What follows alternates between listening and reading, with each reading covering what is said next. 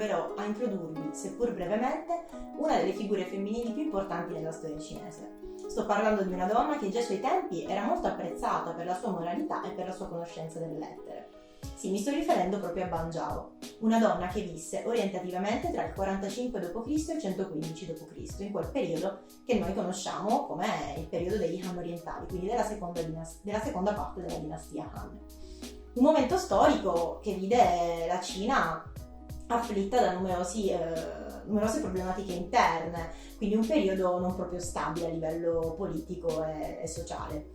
Ban Zhao era figlia di Ban Biao, sorella di Ban Gu, due nomi che per chi bazzica un po' nell'ambito degli studi classici cinesi sono molto importanti. Ban Biao infatti diede il via ad un'opera storiografica importantissima, quella che divenne poi la prima storia dinastica, ovvero lo Han Shu.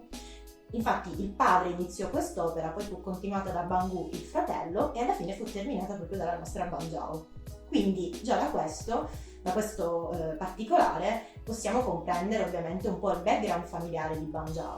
Quindi una donna che ai suoi tempi poteva avere l'opportunità di studiare, di avere un'educazione, per quanto insomma fosse un'educazione ovviamente di stampo confuciano, a differenza di tante altre sue coetanee dell'epoca.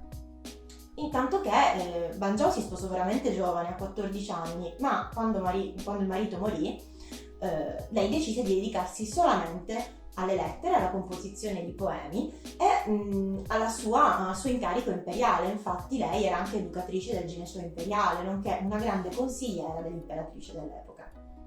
Ecco, qua da questo possiamo agganciarci a quella che fu la sua opera, una delle sue opere più conosciute e più importanti, ovvero i Precetti per le donne. Già dal titolo possiamo comprendere che quest'opera altro non è che un trattato che si poneva l'obiettivo di indicare tutte le linee guida per l'educazione delle figlie delle famiglie benestanti dell'epoca. Un'educazione, ripetiamo, di stampo confuciano e che quindi ovviamente cozza sicuramente con la nostra idea di donna contemporanea e anche dei ruoli che la donna può assumere oggi.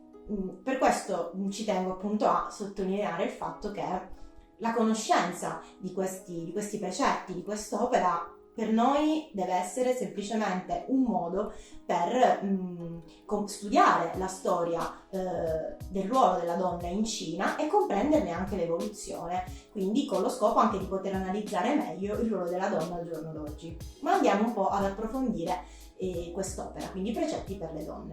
Si tratta di un'opera suddivisa in 7 capitoli in cui Ban Zhao affronta veramente tantissime tematiche, partendo dall'umiltà, quindi proprio dal concetto di umiltà, quindi la donna che deve essere umile e consapevole di essere inferiore all'uomo, passando poi per i rapporti fra uomo e donna, e qui Ban Zhao ovviamente si farà tesoro dei concetti di Yin e Yang.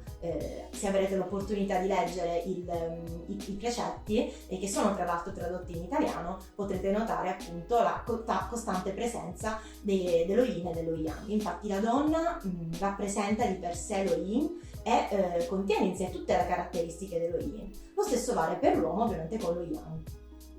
E qui proprio nel secondo capitolo che Ban Zhao fa un'affermazione, diciamo, un po' provocatoria per l'epoca. Infatti lei si lamenta del fatto che l'uomo di per sé è sempre molto attento all'educazione del figlio e insegnare quindi al bambino maschio quelli che sono i suoi doveri. Altrettanto purtroppo non fa con le figlie. E questo appunto è un modo per Ban Zhao per sottolineare l'importanza dell'educazione femminile. E ripeto, seppure si tratti di un'educazione femminile di stampo confuciano che, come ben sappiamo, aveva diciamo una visione poco corretta dei rapporti tra i due generi, maschile e femminile. Ban Zhao ovviamente poi nei restanti capitoli continua ad affrontare ulteriori tematiche, come ad esempio le qualità che deve possedere la donna per quanto riguarda la cultura, l'aspetto, anche le sue capacità nella conversazione e ancora di più in generale le abilità che deve avere. Tutte abilità che appunto si limitano alla custodia e alla cura dell'ambiente interno, il NEI, che va in contrapposizione all'ambiente esterno, che invece è quello dedicato all'uomo, che è appunto il why. Altre due componenti tematiche estremamente importanti dei precetti sono il rapporto che la donna deve avere con i suoceri e il rapporto che deve avere con i cognati. Quindi ricordiamoci infatti che la donna, una volta sposata, doveva obbedire non solo al marito ma anche alla famiglia del marito. E una volta che il marito insomma fosse morto, doveva obbedire al primo figlio, quindi maschio. Quindi questo è il contenuto dei precetti e in tutta la scrittura ovviamente Banzhao fa riferimento a dei concetti fondamentali, sia per quanto riguarda l'ideologia confuciana, ma che in realtà poi anche nel campo dei women studies oggi vengono portati a galla e vengono utilizzati per analizzare la letteratura, l'arte e la società sia contemporanea che passata.